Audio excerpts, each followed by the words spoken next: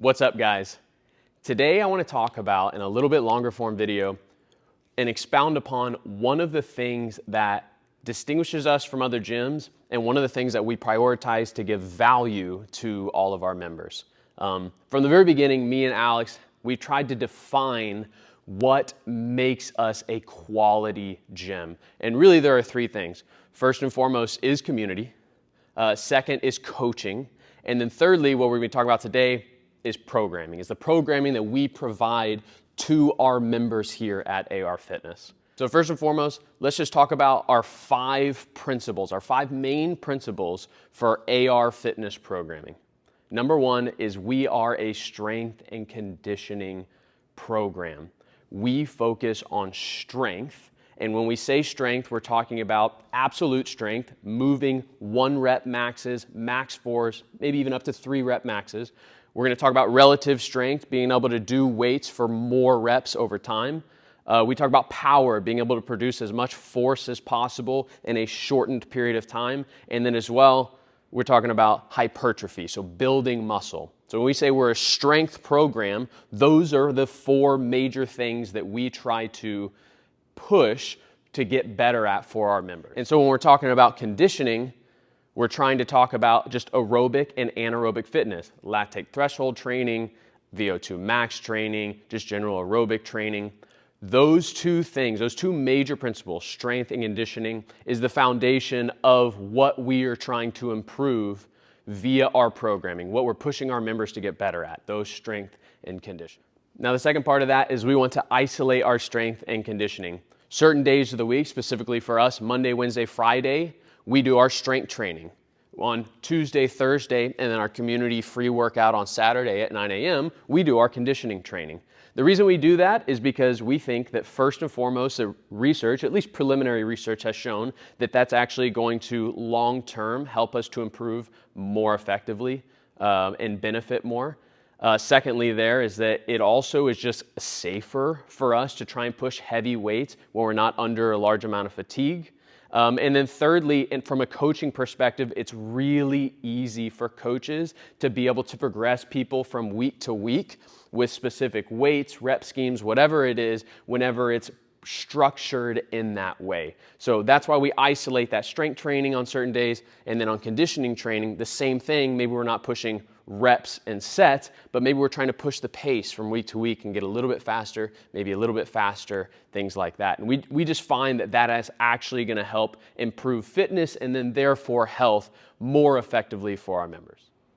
Our third principle is that we like to structure our programs into what's called mesocycles. So for every 5 to 8 weeks, with a deload week in the middle, we try to have a structured program of strength exercises, of conditioning pieces, and then after 5 to 8 weeks, when we've progressed through that mesocycle, we will have a deload week, a little recovery week. We usually try and transition that week to new exercises, doing a little less volume, a little less intensity, and then we end up transitioning to our next mesocycle, where we'll focus maybe on a few different things.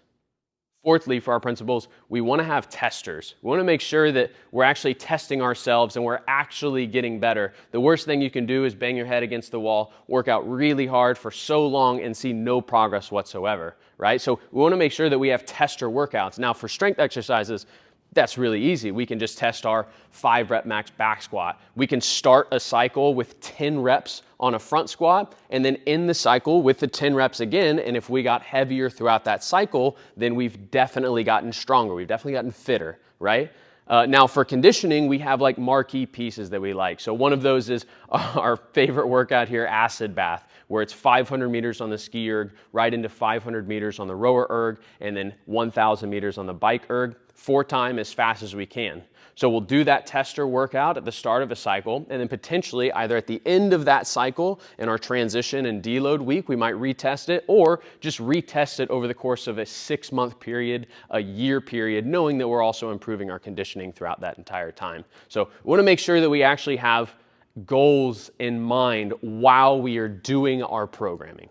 And finally, our 5th principle here is that we want to make sure that this program is for everybody. okay? The principle that we follow here is that we vary by degree, not by kind. That means that if somebody is doing a squat, the 25-year-old that comes to the gym here and is doing a back squat and is doing 225 for multiple reps and sets, we want to make sure that the 80-year-old, and we do have my grandmother-in-laws that come in and like to work out here, we have them doing the squat, but maybe not the 225 back squat. We have them doing squats to a bench, okay? So the whole idea is that you can come into this gym wherever you're at in your fitness journey. If you're coming off being an athlete in college and you come into the gym, we think that our program can help you. If you have done nothing for 80 years of your life and you're like, I have to do something in order to actually change, in order to get healthy, we think you can walk in here and we can work with you personally on how to fix and help your health in the long term. So those 5 principles make up what actually translates to our program. If we follow those principles, we think that we have an effective program that can help someone. Again, the big thing is if we can improve fitness via our program, we believe that there's a high correlation between fitness and health. We improve fitness, we improve somebody's health. And that's what these principles are set to do. So let's get into what we do. Like I said, Monday, Wednesday, Friday, those are our strength days. Again, when I'm talking about strength, we're talking about absolute, relative, power, and hypertrophy. All those we encompass into our strength days. So some mesocycles, we're going to focus more on hypertrophy. We're specifically looking at growing muscle. Other mesocycles, we may touch on both power and hypertrophy. Some we may do strength and hypertrophy. Generally speaking, if we're focusing on power or strength in one part of our programming or one part of our week, we'll try and do some relative or hypertrophy in another part of the week. We don't like to pair up power and strength just for health perspective. So Monday is leg day. We usually do squats, hinges, lunges, hip thrust variations. Generally speaking, we have 3 sets of supersets or exercises in general. We'll do a squat, we'll do a hinge, and then we'll go into some accessory lift. Sometimes that can be unilateral work, sometimes that can be some external rotation, hip abduction, whatever it is. We try and finish and make sure that it's not just that we're moving heavy weight or we're getting stronger, but we're moving well. We're working on getting mobility and strength and end ranges of motion, things like that.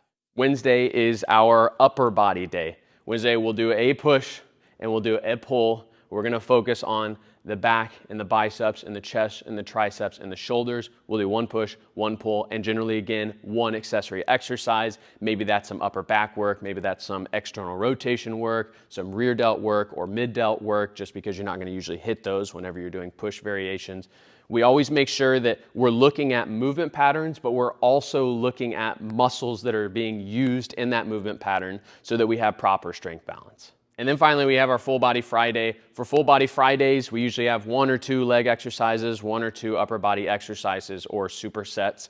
We like to keep the leg exercises to maybe power exercise or a lunge or hip thrust, not a heavy squat or deadlift, just because we've done 4 days of training before that. And then we also like to maybe hit the isolate the triceps and biceps or the shoulders on a Friday as well. We may do a superset of a push and pull, but generally not too many sets, too much training there. And then we have our conditioning training, Tuesday, Thursday, Saturday. Now Monday obviously being our leg day. Tuesday, what we like to do is stay away from running, just because we want to make sure that we're recovering well for our legs, not have any overuse injuries that end up occurring. That is usually an aerobic or lactic threshold day for us. That just means that there's sub-maximal work, somewhere between 75 to 85% intensity, and that we're doing it for longer periods of sustained effort with shorter rest. An example would be 6 minutes of work, 2 minutes of rest, and we're doing 4 sets of that, whatever it is. Now, we have the ski erg, we have the rower, and then we also have the bike. And so we usually switch between those machines, sometimes doing core exercise as well, sometimes doing light compound movements. Maybe we'll end up doing a dumbbell snatch with some light weight. We're fine with using our legs and we're fine with using our upper body, even though we just came off a leg day and we're going into an upper body. But none of the exercise that we do should fatigue us excessively while we're doing that. So the the goal is that we're trying to improve cardiovascular fitness through a form of aerobic training.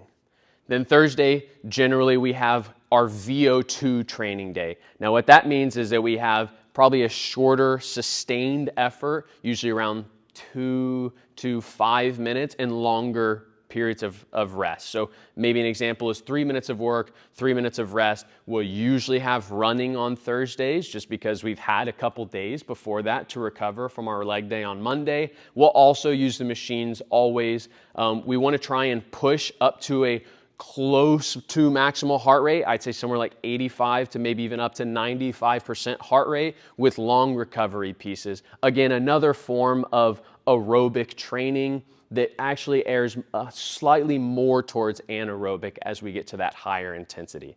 And then Saturdays are kind of a mixed bag. Saturdays are our community workout, which means we like to have a partner workout. Sometimes that means that one person's working, one person's resting, and so that ends up being almost like a VO2 training style workout where we're trying to improve our VO2 max. And then sometimes it's long sustained efforts, even though it's partner style, long sustained efforts for 12 minutes at a time, getting a few minutes rest between. It's kind of a mixed bag. We like to keep the exercises simple on Saturdays just because it's free and we try and get the community out to actually come out and work out with us. But again, we'll still do some compound exercises that are submaximal in intensity. Some mountain climbers, maybe again some dumbbell snatches or some Russian kettlebell swings, things that are going to use a lot of muscles but not overly fatigue a specific muscle group. And so that's our programming. While that was probably only about 5 to 10% what actually goes into us programming every single mesocycle, we think that it is effective, we think that it is safe, and we think that it can get you fitter and healthier, and that's the value that we want to provide to our members. So I hope you enjoyed this little segment of maybe a longer form video talking about this, and there's more to come. See you in the next one.